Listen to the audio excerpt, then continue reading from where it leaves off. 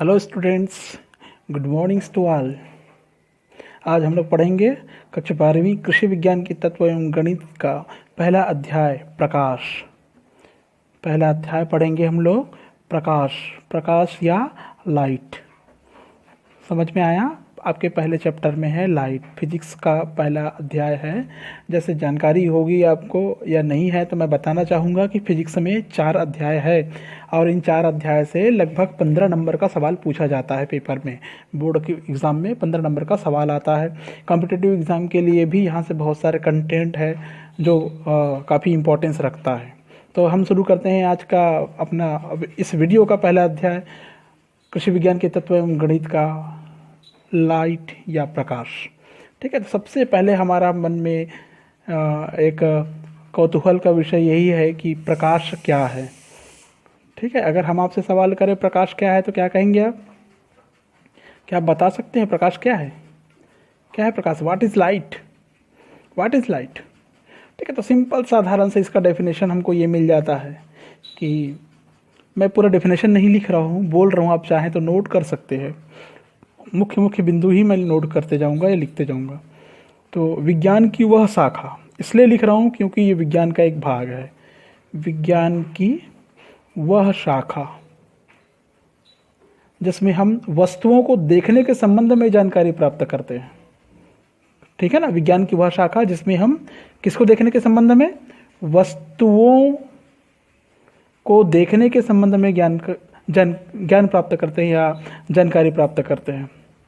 समझ में आया? संबंध में जानकारी प्राप्त करते हैं, उसे प्रकाश विज्ञान कहते हैं। उसे क्या कहते हैं? प्रकाश विज्ञान कहते हैं। ठीक है, कहते हैं लाइट साइंस। फिर से रिपीट कर देता हूँ परिभाषा। विज्ञान की वह शाखा जिसमें हम वस्तुओं को देखने के संबंध में जानकारी प्राप्त करते हैं, उसे प्रकाश विज्ञान कहते हैं। ठीक है, अब थोड़ा सा डिस्क्रिप्शन बोल लेते हैं, थोड़ा सा वर्णन कर लेते हैं कि वाकई में होता क्या चीज़ है। तो आपने देखा होगा, ये आपके लिए बहुत ही साधारण अनुभव की बात रही होगी। जब भी आप कभी किसी अंधेरे कमरे में जाते हैं, अंधेरे कमरे में जाते हैं या अंधेरी रात है तो उसमें आपको कोई भी वस्तु दिखाई नहीं देती है क्या? नहीं, मतलब अंधेरे कमरे में या अंधेरी रात में वस्तु दिखाई देती है? नहीं दिखाई देती, वस्तु नहीं दिखती। ये आप लोग तो रोज देखते होंगे। समझ में आ गया? वस्तु दिखाई नहीं देती। ठीक है, अर्थात हम ये कह सकते हैं कि किसी वस्तु को देखने के लिए हमारी आंखों का होना ही पर्याप्त नहीं है। समझ रहे हो ना? अर्थात हमें किसी वस्तु को अगर देखना है तो उसके लिए केवल आंखों का होना ही पर्याप्त नहीं है। देखिए, अंधियारे में देखिए, आपके पास में आंख है लेकिन आप उस वस्तु को देख नहीं पा रहे, उस कमरे को ऑब्जर्व नहीं कर पा रहे हैं कि कहाँ पर क्या चीज़ रखी गई है, कौन सी वस्तु रखी गई है। नहीं कर पा रहे हैं ना, या नहीं कर पाएंगे आप। तब हम लोग क्या कहेंगे? बल्कि वस्तुओं का दिखाई देना आंखों के साथ साथ किसी अन्य भौतिक कारकों पर भी निर्भर करता है ना? मतलब हमारे आंख तो है ही, हमारे आंख है, आंख के साथ क्या होना चाहिए? आंख के साथ क्या होना चाहिए? कोई भौतिक कारक। कौन से कारक होना चाहिए? भौतिक कारक होना चाहिए। समझ में है ना? बाह्य भौतिक कारक, बाह्य कारक के रूप में इसकी गिनती करते हैं हम लोग। बाह्य कारक, बाह्य भौतिक कारक की जरूरत पड़ती है। ठीक है, ये बाह्य भौतिक कारक ही वस्तु को देखने में आँख की सहायता करता है। समझ में आया ना? ये भौतिक कारक ही आँख को देखने में सहायता करता है। क्या करने में? देखने में सहायता करता है। समझ में आया आपको? कोई समस्या है? देखने में सहायता करता है। ठीक है, तो यहाँ पर डेफिनेशन थोड़ा सा चेंज हो जाता है, थोड़ा सा बदल जाता है।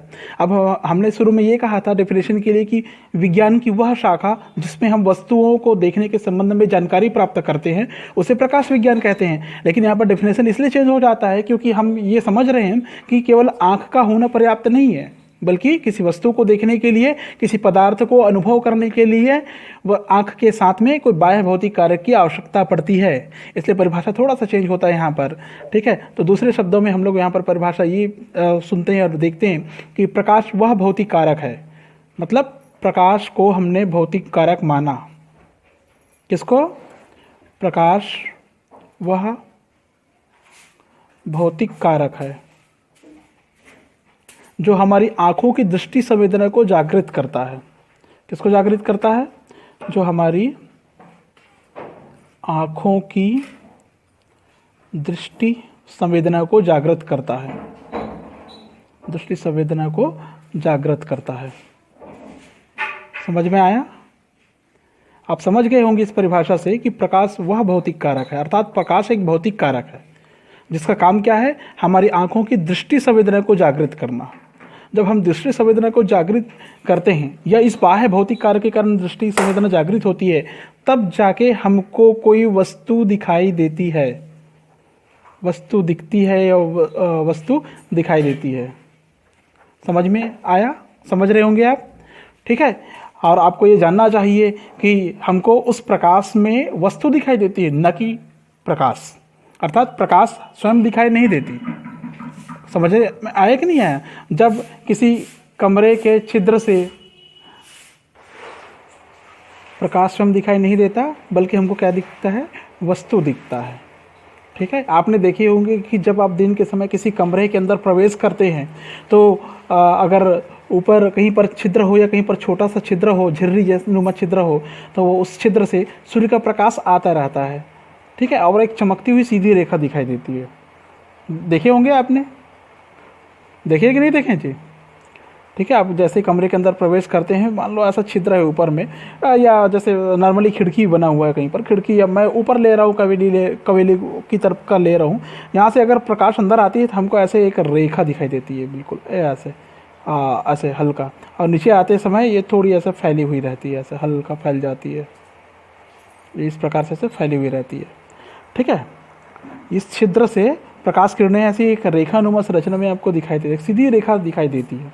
ठीक है। और ऐसा प्रतीत होता है कि हमको प्रकाश दिखाई दे रही है, प्रकाश दिखती है ऐसा लगता है, प्रकाश दिख रही है या प्रकाश दिखती है ऐसा लगता है, लेकिन एक्चुअल में प्रकाश नहीं दिखती, एक्चुअल में प्रकाश नहीं दिखती। परंतु क्या दिखता है हमको? प्रकाश की उपस्थिति में, इस प्रकाश की उपस्थिति में, प्रकाश की उपस्थिति में प्रकाश के सामने आने वाले धूल मिट्टी के कण, कमरे में धूल मिट्टी के कण रहते हैं जो हवा में तैरते रहते हैं बहुत हल्की होने के कारण, जो धूल मिट्टी के कण हैं, धूल के कण हैं, उन पर प्रकाश किरणें पड़ती है। प्रकाश किरणें के पड़ने के कारण प्रकाश फैल जाती है। प्रकाश फैलकर जब आपकी आँखों में पड़ती है तो आपकी दृष्टि संवेदना जागृत होती है और आपको ऐसा लगता है कि प्रकाश दिखाई दे रही है। ठीक है। अब मैं यहाँ पर चेंज कर रहा हूँ, प्रकाश दिखाई दे रही है नहीं, बल्कि वस्तु दिखाई दे रही है। क्या दिखाई दे रही है? वस्तु दिखाई दे रही है। समझ में आया? कोई समस्या है? मेरे हिसाब से नहीं होना चाहिए, बहुत सिंपल सी चीज़ है, आप इसको करके देख सकते हैं। आगे आते हैं हम लोग। ऊष्मा की भांति प्रकाश भी ऊर्जा का एक रूप है। ऊष्मा की भांति प्रकाश भी ऊर्जा का रूप। ऊष्मा जानते हो आप लोग? जानते होंगे, हीट या ऊष्मा। ऊष्मा की भांति प्रकाश भी ऊर्जा का एक रूप है। ऊष्मा ऊर्जा का एक रूप है, ठीक वैसे ही प्रकाश भी ऊर्जा का ही एक रूप है। समझ में आया? कोई समस्या है? ठीक है। अर्थात इसे अन्य प्रकार की ऊर्जा में आसानी से बदल सकते हैं। ठीक है। अन्य ऊर्जा में बदलाव कर सकते हैं, अन्य ऊर्जा में बदल सकते हैं आप आसानी से। बदलने में कोई तकलीफ नहीं है, साधारण सी बात पे आप जब चाहें बदलना चाहे बदल लीजिए। ठीक है। इन्हीं ऊर्जाओं से उसे प्राप्त भी किया जा सकता है। अब एग्जाम्पल देख लीजिए आप लोग, कैसे होता है। हमने अभी पढ़ा प्रकाश ऊष्मा का एक रूप है, ठीक है ना। ऊष्मा का रूप है, किसका रूप है? ऊर्जा का एक रूप है ऊष्मा। ठीक वैसे ही प्रकाश भी ऊर्जा का एक रूप है। उदाहरण से समझ सकते हैं आप लोग। पहला एग्जाम्पल मैं ले रहा हूँ, चाकू धार। चाकू में धार आपने देखे होंगे, करते हुए देखे होंगे ना। कभी गए धार करने वाले के पास या कैंची वगैरह धार करने वाले के पास, आपने देखे होंगे कैंची या चाकू में जब पत्थर के बीच में घर्षण होता है तो यांत्रिक ऊर्जा प्रकाश में बदल जाती है। ठीक है। यांत्रिक ऊर्जा किस में बदल जाती है? या आंतरिक ऊर्जा किस में कन्वर्ट हो जाती है? प्रकाश में कन्वर्ट हो जाती है। दूसरा एग्जाम्पल देख लीजिए आप, मोमबत्ती जब जलाते हैं हम लोग, मोमबत्ती जब जलाते हैं, सभी के घर में जलता है, सभी लोग जलाते होंगे, तो यहाँ पर क्या होता है? रासायनिक ऊर्जा प्रकाश में कन्वर्ट हो जाती है। कौन सी ऊर्जा? रासायनिक ऊर्जा इसमें कन्वर्ट होती है, प्रकाश में कन्वर्ट होती है। ठीक है। तीसरा एग्जाम्पल देख सकते हैं आप लोग, इलेक्ट्रिसिटी वाली जो बल्ब आती है, अर्थात विद्युत बल्ब जो होती है, कौन सी बल्ब होती है? विद्युत बल्ब जो होती है, इसको जलाते हैं तो विद्युत ऊर्जा प्रकाश में बदल जाती है। कौन सी ऊर्जा? विद्युत ऊर्जा किस में बदल गई? प्रकाश में बदल गई। तो आपको समझ में आ रहा होगा कि उष्मा की भांति प्रकाश भी ऊर्जा का एक रूप है, मतलब प्रकाश भी ऊर्जा है, ऊर्जा मिलती है प्रकाश से, आप ऐसा समझिए इसको। ठीक है, आगे बढ़ते हैं। आगे आता है प्रकाश संबंधी कुछ परिभाषा, जैसे आपके सिलेबस में दिया हुआ है। और प्रकाश संबंधी कुछ परिभाषाएं, कुछ प्रकाश संबंधी परिभाषाएं का तात्पर्य यहाँ पर ऐसा होगा, इस चैप्टर में आपको जो जो पढ़ना है उसके आधार पर कि कौन कौन सी वस्तुओं से आपको प्रकाश मिलती हुई है, कौन सी वस्तुओं से प्रकाश नहीं मिलती, किन प्रकार की वस्तुएं को आप आसानी से देख सकते हैं, किस प्रकार की वस्तु में प्रकाश का आवागमन होता है या किस में नहीं होता, इत्यादि। तो हम सबसे पहले परिभाषा में आते हैं और सबसे पहले आप देखते हैं स्वदीप्त वस्तुएं, सेल्फ ल्यूमिनस, स्वदीप्त वस्तुएं, स्वदीप्त वस्तुएं अर्थात self luminous bodies. Self luminous का मतलब क्या होगा? सेल्फ मतलब तो सभी लोग जानते हैं, क्या होता है भाई? सेल्फ मतलब स्वयं से, सेल्फ ल्यूमिनस बॉडीज। ठीक है। स्वदीप्त वस्तुएं क्या होती है? स्वदीप्त वस्तुएं सीधे से बात, ऐसी वस्तुएं जो स्वयं प्रकाश उत्सर्जित करती है, स्वयं प्रकाश उत्सर्जित करती है। क्या उत्सर्जित करती है? प्रकाश उत्सर्जित करती है। ठीक है, स्वदीप्त वस्तुएं कहलाती है। उदाहरण में जाएंगे, एग्जाम्पल में जाएंगे, तो एग्जाम्पल हमको ऐसा मिलता है, आपने देखे होंगे, सन देखे होंगे, सूरज देखे होंगे, स्टार्स या तारे देखे होंगे, ठीक है, जलती हुई मोमबत्ती देखे होंगे, एटसेट्रा। समझ में आया? दूसरा आता है अदीप्त वस्तुएं। अदीप्त, स्वदीप्त के बाद में आता है अदीप्त वस्तुएं। अदीप्त वस्तुएं को इंग्लिश में कहते हैं non luminous, non luminous bodies. Non luminous bodies का मतलब ये स्वयं प्रकाश उत्पन्न नहीं करती, स्वयं प्रकाश उत्सर्जित नहीं करती,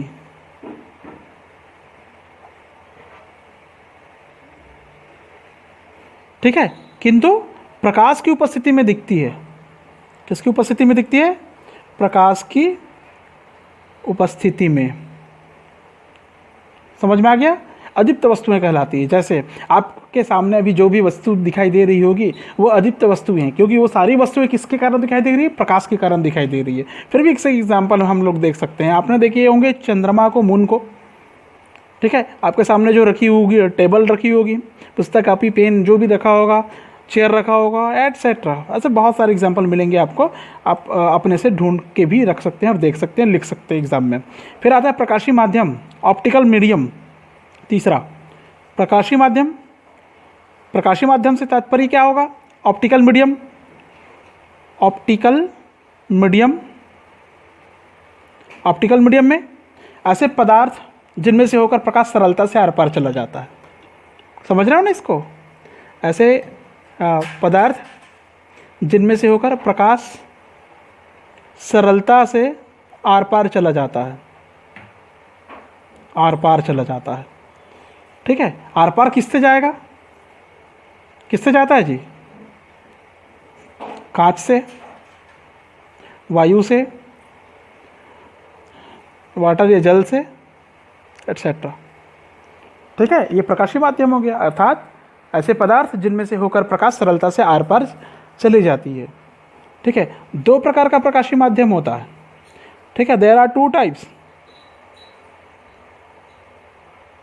कितना टाइप्स? Two types. फर्स्ट, समांग माध्यम, होमोजीनियस मीडियम समांग,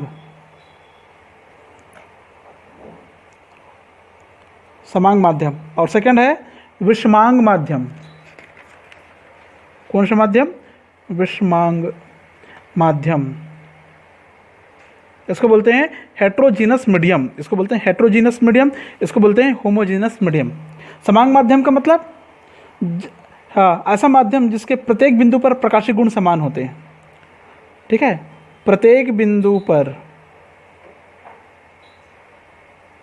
प्रकाशीय गुण, प्रकाशीय गुण पढ़ेंगे थोड़ी देर बाद में। प्रकाशीय गुण क्या होते हैं? समान होंगे। ठीक है, समांग माध्यम कहलाता है। उदाहरण देख लीजिए इसका, स्वच्छ जल, उत्तम कोटि का कांच इत्यादि। ठीक, वैसे ही विषमांग माध्यम में ऐसे माध्यम जिनके भिन्न बिंदुओं पर प्रकाशीय गुण भिन्न भिन्न होते हैं। अर्थात हम लोग ऐसा शॉर्ट में लिखते हैं, भिन्न बिंदुओं पर प्रकाशीय गुण क्या होते हैं? भिन्न होते हैं। ठीक है, उदाहरण निम्न कोटि का कांच, निम्न कोटि का कांच, निम्न कोटि कांच, समझ में आ गया? निम्न कोटि का कांच, ये हो गया प्रकाशीय माध्यम। उसके बाद में आता है प्रकाश की किरण। नेक्स्ट, प्रकाश की किरण 4th नंबर का पॉइंट है।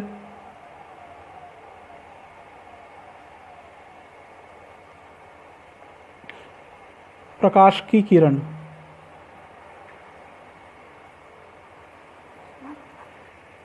प्रकाश की किरणें। ठीक है, प्रकाश समांग माध्यम में एक बिंदु से दूसरे बिंदु तक जिस मार्ग से जाता है उसे प्रकाश की किरण कहते हैं। अब बोलेंगे भाई जिस मार्ग से जा रहा है उसको हम माध्यम क्यों नहीं कह सकते? तो यही फ़र्क है माध्यम और किरण में। भाई किरण हम पहचानेंगे कैसे? सीधी सी बात है कि समांग माध्यम में एक बिंदु से दूसरे बिंदु तक जिस मार्ग में जाती है, तो समांग माध्यम में, कौन से माध्यम में? समांग माध्यम में एक से दूसरे बिंदु तक, एक से दूसरे बिंदु तक जिस मार्ग में जाएगी, जिस मार्ग से जाता है, प्रकाश किरण कहलाता है। क्या कहलाता है? प्रकाश किरण कहलाता है। और प्रकाश किरणों के समूह को किरण पुंज कहते हैं। क्या कहते हैं? किरण पुंज, अर्थात बीम ऑफ रेज। क्या कहते हैं इसको? बीम ऑफ रेज कहते हैं। इसका दूसरा नाम और होता है, क्या बोलते हैं इसको? किरण कुचिका, किरण कुचिका, किरण कुचिका भी बोलते हैं इसको। समझ में आ गया? 3 प्रकार की प्रकाश किरणें होती हैं। किरण पुंज 3 प्रकार की होती है। किरण पुंज के प्रकार कितने प्रकार की होती है? 3 प्रकार की। फर्स्ट देख सकते हैं आप लोग, पहला अपसारी किरण पुंज। अपसारी किरण पुंज, इसको अंग्रेजी में कहते हैं divergent beam, divergent beam. Divergent beam अर्थात अपसारी का मतलब क्या होता है? इस प्रकार की किरण पुंज में जिसमें प्रकाश एक बिंदु से निकलकर चारों ओर फैलता हुआ प्रतीत होता है। अपसारी, अपसारी, अपसारित कर देना मतलब फैलाना होता है, ऐसा समझिए इसको। अपसारी करना मतलब फैलाना, अर्थात किरण पुंज एक बिंदु से निकलेगी। वो अब देख लीजिए डायग्राम, एक किरण पुंज एक बिंदु से निकल रही है और इसे चारों दिशाओं में ऐसा फैल रही है, ये ऐसा किरण। समझ में आ गया? ये क्या हो गया? अपसारी। समझ में आ गया? ठीक है, अब किरण को दशा दिशा देख लीजिए आप लोग। किरणें की बीच की दूरी क्या होती जाती है? बढ़ते जाती है। देखिए बीच की दूरी देखिए, इधर फैल रही है।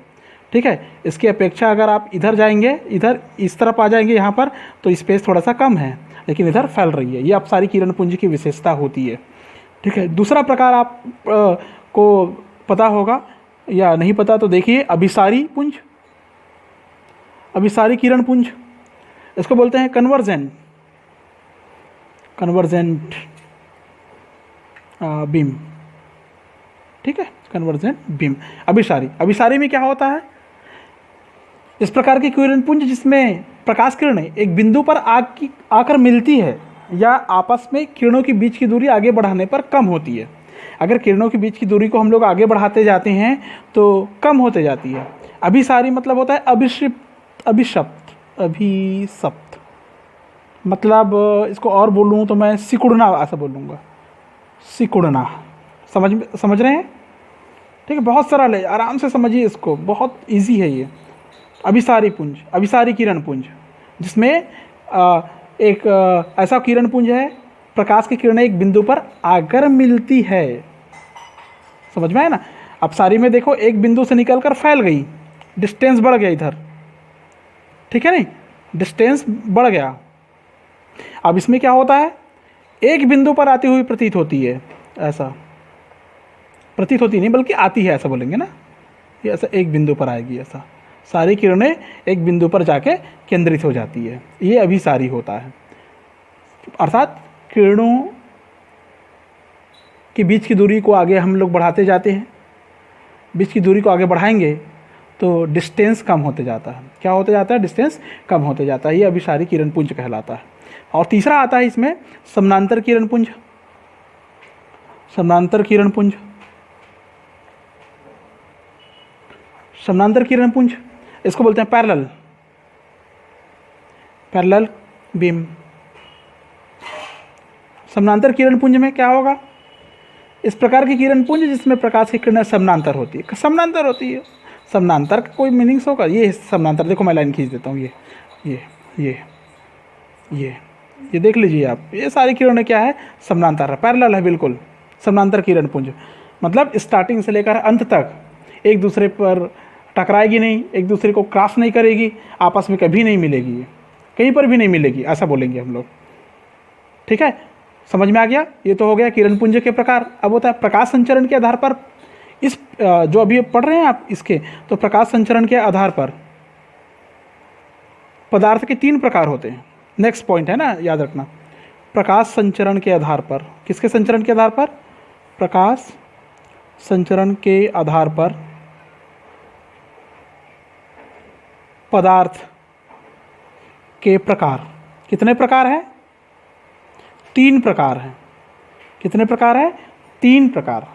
तो पहला प्रकार आप देखिए, पारदर्शी पदार्थ। काफ़ी सरल है, पारदर्शी सभी जानते हैं, आर पार दिखने वाला, ट्रांसपेरेंट बोलते हैं जिसको हम लोग।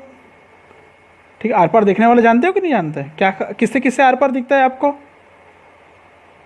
बहुत सारी चीज़ें आएंगी ऐसे, श्वेत साफ पॉलीथीन, श्वेत कांच उच्च कोटि का, वायु, जल इत्यादि।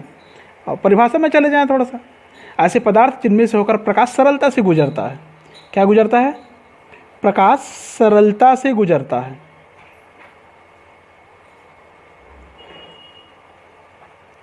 सरलता से गुजर जाए, पारदर्शी पदार्थ है, पारदर्शी माध्यम कहलाएगा। एग्जाम्पल में क्या क्या आएगा? क्या क्या आएगा? वायु है, एयर है, जल है, पानी है, वाटर है, और कांच है, एटसेट्रा। या इसके अलावा और बहुत सारी चीज़ें जो आप लोग जानते हैं वो लिख सकते हैं इसके अंतर्गत। फिर आता है पारभाषी पदार्थ। पारभाषी, पारभाषी पदार्थ ऊपर में आपने पढ़ा था पारदर्शी, अब ये होता है पारभाषी। पारभाषी अर्थात ट्रांसलूसेंट, ट्रांसलूसेंट मटेरियल। क्या होगा? पारभाषी क्या होगा? ट्रांसलूसेंट क्या होगा?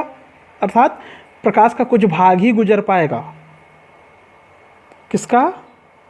प्रकाश का कुछ भाग ही गुजर पाएगा, प्रकाश का कुछ भाग ही गुजर पाएगा। समझ में?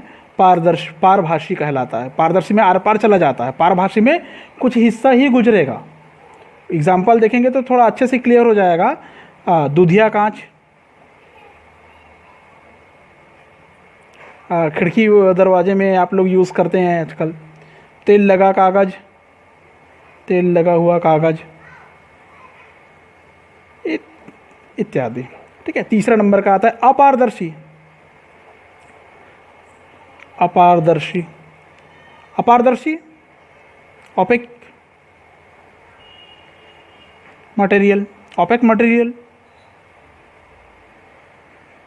ठीक है, ऐसे पदार्थ जिनमें से होकर प्रकाश बिल्कुल भी नहीं गुजर सकता। अपारदर्शी का मतलब ही है प्रकाश बिल्कुल नहीं गुजर सकता,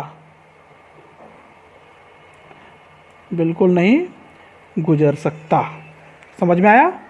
उदाहरण देख लीजिए, उदाहरण तो बहुत सारे हैं। आप जहाँ पर बैठे होंगे अभी खिड़की दरवाज़ा दीवार देख लीजिए।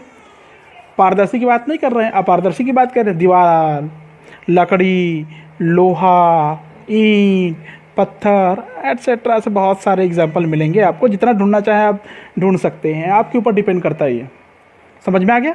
हमको बस ध्यान इसमें ये रखना है कि किसी माध्यम का पारदर्शी या अपारदर्शी होना उसके प्राकृतिक गुण नहीं होता। याद रखेंगे, हमको ये ध्यान में रखना है कि किसी माध्यम का पारदर्शी और अपारदर्शी होना प्राकृतिक गुण नहीं होता, अपितु माध्यम की भौतिक अवस्था पर निर्भर करती है।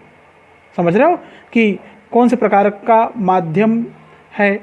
माध्यम की भौतिक अवस्था मतलब, माध्यम की भौतिक अवस्था का मतलब किस प्रकार के पदार्थ से निर्मित है। यदि आप पारदर्शी माध्यम की मोटाई कम करते जाएंगे, उदाहरण देख लीजिए, यदि आप लकड़ी लोहे की मोटाई धीरे धीरे करके कम करते जाएंगे तो इस माध्यम की एक ऐसी मोटाई प्राप्त होगी जिसमें से प्रकाश किरण गुजर पाएगी। अब बोलेंगे ठीक है, हम बहुत मोटा सा लोहा ले लेते हैं, टीन बना लेते हैं, क्या टीन से गुजर जाएगा? लेकिन मैं कहता हूँ बच्चों की टीन को और पतला करिए, घिसते जाइए, एक समय आएगा कि प्रकाश आपको छलकती हुई या आर पार जाती हुई दिखाई देगी। समझ में आ गया? अर्थात किसी पारदर्शी माध्यम की मोटाई को अगर हम लोग बढ़ाते जाते हैं तो वह आखिर में अपारदर्शी बन जाता है। अपारदर्शी को घिसते जाएंगे, पतला करते जाएंगे तो क्या हो जाएगा? वो अपारदर्शी को पतला करते जाएंगे तो क्या होगा? अपारदर्शी मोटे है, उसको ऐसा पतला करते जाएं तो क्या हो जाएगा? पारदर्शी बन जाएगा। लेकिन पारदर्शी को हम मोटा करते जाएं तो वह आखिरी में अपारदर्शी हो जाएगा। समझ में आ गया बच्चों? आज के लिए बस इतना ही। नेक्स्ट वीडियो में हम लोग देखेंगे प्रकाश के गुण, properties of light, rectilinear propagation of light etcetera. आज के लिए थैंक यू सबको।